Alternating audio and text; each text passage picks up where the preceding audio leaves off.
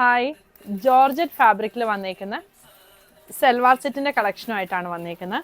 ഇത് ജോർജറ്റ് ഫാബ്രിക്കിൽ ഇതുപോലെ ഇങ്ങനെ ഒരു ഓർഗൻസ ലേസാണ് നെക്കിൻ്റെ ഇവിടെ ഇങ്ങനെ കൊടുത്തേക്കുന്നത്. ഒരു വി പാറ്റേണിൽ നെക്കിൻ്റെ അവിടെ കൊടുത്തിട്ടുണ്ട്. സ്ലീവ്സിനായിട്ടും വരുന്നുണ്ട്. താഴെയും ഇതുപോലെ ഓർഗൻസ തന്നെയാണ് ഇതുപോലെ വർക്ക് വരുന്നൊരു ഇത് കൊടുത്തേക്കുന്നത്. ഇതാണ് ടോപ്പ് വരുന്നത്. ദുപ്പട്ട ജോർജറ്റ് ഫാബ്രിക് തന്നെ വന്നേക്കുന്ന ദുപ്പട്ടയാണ്. ദുപ്പട്ടയുടെ 4 സൈഡിലും ഓർഗൻസ ലേസ് ഇതുപോലെ വരുന്നുണ്ട്. ബോട്ടം ഒരു സെമി സിൽക്ക് ഫാബ്രിക്കിൽ വന്നേക്കുന്ന ബോട്ടമാണ്. ഇതിൻ്റെ ഡിഫറെൻറ്റ് കളേഴ്സാണ് കാണിക്കുന്നത്.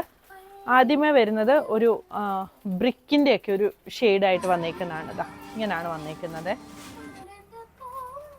പിന്നെ വരുന്നത് ഈ ഒരു ബ്ലൂ ഷെയ്ഡ്. ഇതൊരു ബീട്രൂട്ട് ഷെയ്ഡിൻ്റെ ഒക്കെ ഒരു ലൈറ്റർ ഷെയ്ഡായിട്ട് വരുന്ന ഒരു ഷെയ്ഡാണ്. ബ്ലാക്ക് ആണ് അടുത്തത് വന്നേക്കുന്നത്. പിന്നെ ഇതൊരു ബ്രൗണിൻ്റെ ഒരു യെല്ലോയിഷ് ബ്രൗൺ ഷെയ്ഡാണ് വരുന്നത്.